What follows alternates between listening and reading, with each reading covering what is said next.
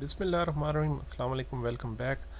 Chapter 9 resource management और lecture number हमारा है 23 एस्टीमेट एक्टिविटी रिसोर्स। प्रोसेस है knowledge area resource project resource management का। जो प्रोसेस है एस्टीमेट एक्टिविटी रिसोर्सेज, इसके इनपुट टूल टेक्निक्स डिस्कस करेंगे। इंटरेस्टिंग बात यह है जो एस्टिमेशन के प्रोसेस हैं जो पहले हमने डिस्कस किया एस्टीमेट एक्टिविटी ड्यूरेशन का, वही मोस्टली उन्हीं की वही उसी अप्रोच पे हम इसको भी डील करते हैं। उसी के जो इनपुट टूल टेक्निक्स जो वहाँ हमने यूज़ किए थे, मोस्टली वही टूल टेक्निक हम यहाँ पे भी यूज़ करने जा रहे हैं। यहाँ पे मैं बताना चाहूँगा जो हमारे पास पहले हमने एस्टिमेशन से रिलेटेड जो प्रोजेक्ट जो डिस्कस किया था, हमने पॉइंट डिस्कस किया उसी को रिव्यू अगर आप रिव्यू करें, देखें एस्टीमेट एक्टिविटी ड्यूरेशन के जो हमने गाइडलाइंस देखे थे एस्टिमेशन से रिलेटेड, वही गाइडलाइन आपने आगे भी फॉलो करने हैं। यहाँ पर भी वही सेम जैसे मैंने उस टाइम ही बताया था, शायद आई एम श्योर कि उस टाइम मैंने डिस्कस किया था कि एस्टिमेट्स के जो गाइडलाइंस हैं वो हर एस्टिमेशन के प्रोसेस में उसी तरह हम फॉलो करेंगे। जैसे एस्टिमेट आपने that must be based on work breakdown structure. अगर आपको एक्यूरेट एस्टिमेट चाहिए तो वर्क ब्रेकडाउन स्ट्रक्चर को हम इग्नोर नहीं करेंगे, उसी के साथ हिसाब से हम चलेंगे। हमने ये देखा एस्टिमेशन में ड्यूरेशन, कॉस्ट और रिसोर्स एस्टिमेट्स जो हैं इंटर रिलेटेड हैं, एक दूसरे से रिलेट करते हैं। अगर कुछ कहीं पर चेंजेस ड्यूरेशन में टाइम स्केजल में आती है, डेफिनेटली कॉस्ट और रिसोर्स एक्विजिशन का फ्रेमवर्क भी इम्पैक्ट करेगा। अगर रिसोर्स मैनेजमेंट के हम कैलेंडर्स को चेंज करें, उसमें अपडेट करें, डेफिनेटली कॉस्ट और स्केजल में अपडेट्स आएंगी। तो ये क्लोजली रिलेटेड हैं एक दूसरे से। हमने रिस्क आइडेंटिफाई करना है। एस्टिमेशंस का ज़्यादा ताल्लुक एस्टिमेशन रिस्क का देखें ना, हमने रिस्क देखना है कि रिस्क फैक्टर क्या है। रिसोर्स रिस्क मैनेजमेंट में भी हम इसको डिस्कस करेंगे। इसको ये चैप्टर ये जो प्रोसेस ऑलरेडी हम डिस्कस कर चुके हैं, हम उसको थोड़ा सा प्रीव्यू करने जा रहे हैं। हमने एस्टिमेटिंग करने हैं कॉस्ट रिसोर्स रिक्वायरमेंट को, और हमने ट्राई करना है अनकवर अनआइडेंटिफाइड जो रिस्क हैं उनको भी हमने कोशिश करनी होती है उसको आइडेंटिफाई करने की। जो बंदा जो काम करेगा वही एस्टिमेट अगर काम को करे तो that would be very great, that would be near to accuracy. जिस बंदे ने वो काम करना है उसी से एस्टिमेट भी करवाइए। हिस्टोरिकल इंफॉर्मेशन हमारे पास एक की पॉइंट अच्छा सोर्स होता है कि पिछले सेम प्रोजेक्ट में अगर इतनी कॉस्ट आई तो राउंड अबाउट हमारे पास इधर भी इसी तरह आएगी। हम कोशिश करेंगे स्मॉल साइज़ जो प्रोजेक्ट का स्मॉल साइज़ होते हैं, जो वर्क पैकेजेस उतारते हैं, हम उसको एस्टिमेट करने की कोशिश कीजिए, तो उससे एक्यूरेसी के चांसेस ज़्यादा बढ़ जाते हैं। Portion never accept constraints from management. ये एक फैक्टर, ये चीज़ इंपॉर्टेंट है कि आपने एस्टिमेशन में सीनियर मैनेजमेंट से इन्फ्लुएंस नहीं होना। जो कंस्ट्रेंट्स आपको चार्टर में दिए गए हैं आपने उसी को फाइनल नहीं कंसिडर करना। अपने प्रोजेक्ट रिक्वायरमेंट्स को देखें, प्रोजेक्ट रिक्वायरमेंट को देखते हुए उसमें जो गैप है उसको हम रिकनसाइल करेंगे कि आपकी जो लिमिटेशंस हैं, कंस्ट्रेंट्स हैं, whether we can complete our project in that limitations or not. Is there some option to reconcile the both estimates? एक एस्टिमेट आपको प्रोजेक्ट चार्टर में मिल रहे हैं, एक एस्टिमेट प्रोजेक्ट मैनेजर खुद करेगा, तो हमें एक रियलिस्टिक प्लान की तरफ आना है कि reality is this, not that which is given to us in form of project charter. Charter में अगर कुछ है तो ये याद रखिएगा, ये बड़ी गलती रहेगी आपकी अगर आपने प्रोजेक्ट चार्टर के जो लिमिटेशंस और कंस्ट्रेंट्स को ही एज इट इज़ एक्सेप्ट कर लिया। तो हमने अपनी एस्टिमेशन करनी है और उसी हिसाब से प्रोजेक्ट को लेकर चलना है।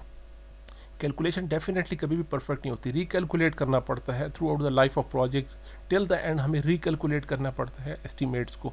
तो हम कोशिश करते हैं जो रियलिटी से नियर जो फिगर्स हैं वो उसके करीब आने की कोशिश करते हैं।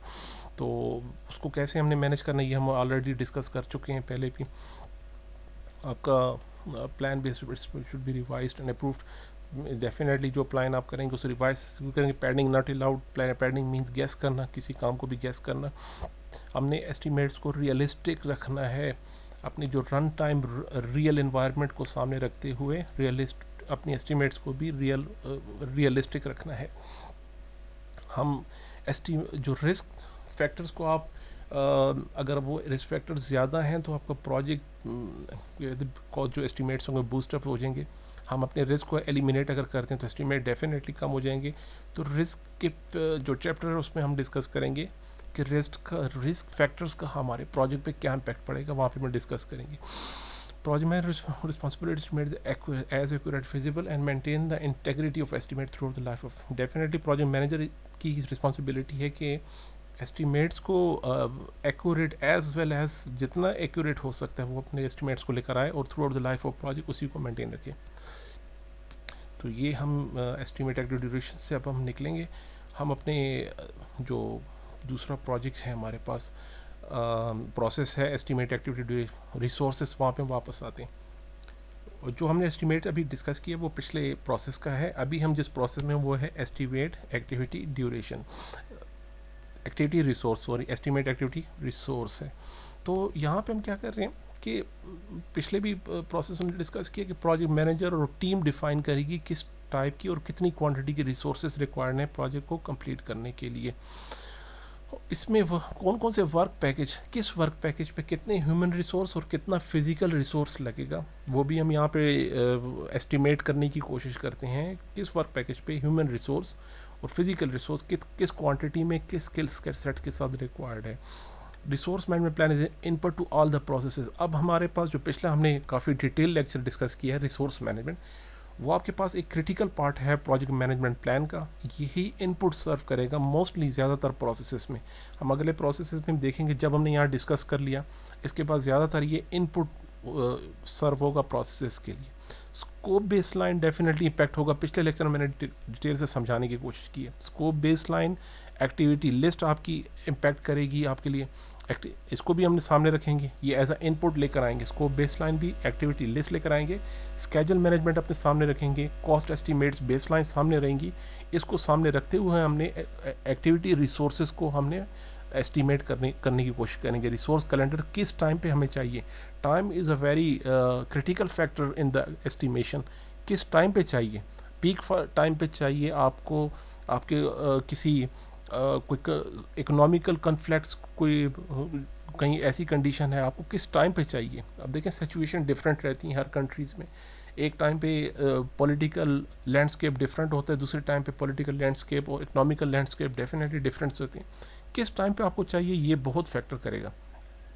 Organisation process asset historical records आपको बहुत इंपॉर्टेंट हैं। इनपुट सर्व होगा एस्टिमेट एक्टिविटी रिसोर्सेज में। टेम्पलेट्स आपके पास जो पिछले लेसन लर्न हैं वहाँ से हमें ये हेल्प आउट करेगा इस एक्टिविटी को प्रोसेस कंप्लीट करने के लिए। एस्टिमेशन की पिछले लेक्चर में हमने डिस्कस किया था, अगेन हम इस प्रोसेस में डिस्कस करने जा रहे हैं कि ज़्यादातर एस्टिमेशन जो बेस्ट अप्रोच है, मोस्ट कहते हैं जो रिकमेंडेड अप्रोच है वो बॉटम अप अप्रोच है। कि वर्क ब्रेकडाउन स्ट्रक्चर की जो एक्टिविटी लेवल है आप वहाँ से अगर एस्टिमेट स्टार्ट करें तो आप फाइनल आउट जब आप प्रोजेक्ट का जो प्रोडक्ट है ऑफ द प्रोजेक्ट आप उसके एक रियल एस्टिमेट तक जा सकते हैं। तो वर्क ब्रेकडाउन स्ट्रक्चर की जो बॉटम लाइन है जहाँ पे हम एक्टिविटीज़ डिफाइन करते हैं वहाँ से एस्टिमेट स्टार्ट कीजिए।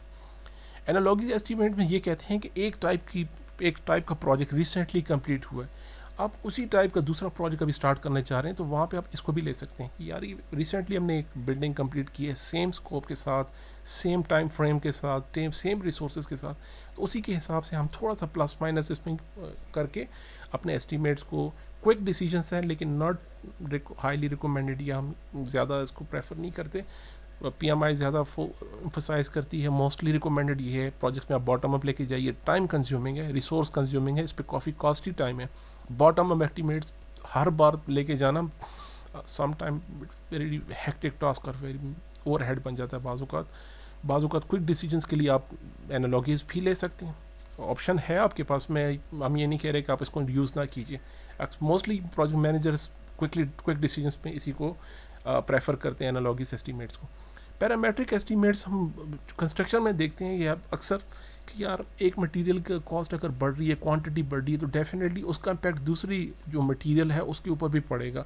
स्क्वायर फुट्स जितने ज़्यादा बढ़ते जाएंगे ब्रिक्स की क्वांटिटी बढ़ती जाएगी, साथ में उसके साथ जो मटेरियल है सीमेंट्स वगैरह है उसको आपसे सिर्फ स्क्वायर एरिया पूछते हैं।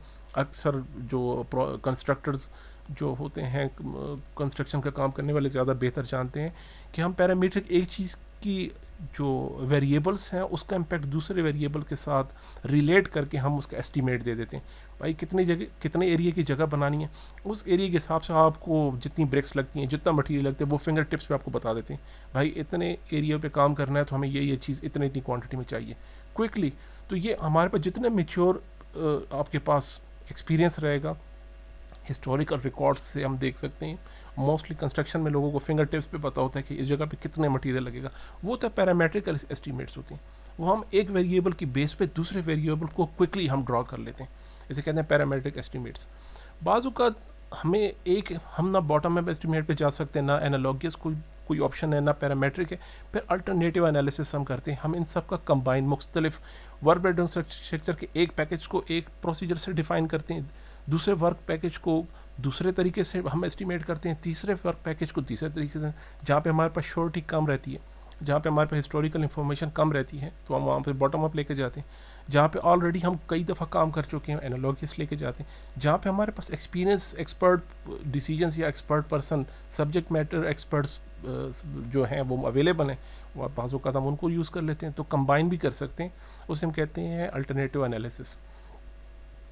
रिसोर्स हिस्टोग्राम यूज़ किए जाते हैं एस्टिमेट एक्टिविटी रिसोर्सेज में। हम यहाँ पे इलस्ट्रेशन की कोशिश कर रहे हैं, इलस्ट्रेट कर रहे हैं कि कौन से रिसोर्स पर्सन किस टाइम फ्रेम में कितने टाइम के लिए रिक्वायर्ड है। फॉर एग्जांपल फर्स्ट वीक पे हमारे पास ब्लू में आर्किटेक्ट्स हैं, डिज़ाइनर्स हैं, इस कलर में डेवलपर्स हैं, इस कलर में टेस्टर्स हैं। तो किस वीक में कौन कौन से रिसोर्स पर्सन कितने आवर्स के लिए रिक्वायर्ड होंगे, किस वीक में कौन कौन से रिसोर्स पर्सन कितने आवर के लिए रिक्वायर्ड होंगे। तो हिस्टोग्राम से हम ये चीज़ क्लियरली प्रेजेंट कर सकते हैं कि यार मुझे जो रिसोर्सेज चाहिए हैं, जो हमारे पास रिसोर्स चाहिए उसकी उनकी रिक्वायरमेंट या लेआउट कुछ इस तरह है। ये भी एक टूल है उसका रिसोर्स एक्टिविटी रिसोर्स को एस्टिमेट करने का। अब एक्टिविटी रिसोर्स जब एंड अप होती है तो हमारे पास क्या है कि टीम इसको उनको ये समझ आ जाती है कि हमें प्रोजेक्ट के लिए कौन कौन से रिसोर्स रिक्वायर्ड हैं, कितनी कॉस्ट आएगी, कितनी क्वांटिटी में चाहिए, और अवेलेबल ह्यूमन रिसोर्स और फिजिकल रिसोर्स कितना है। तो at the end of this process we can answer this type of questions as well. Thank you so much. ये चैप्टर जैसे मैंने बताया था एस्टिमेट को हम पहले डिस्कस कर चुके हैं, फिर अगेन मैंने इसको समझाने की कोशिश की है। सी यू इंशाल्लाह इन नेक्स्ट लेक्चर। अल्लाह हाफिज़।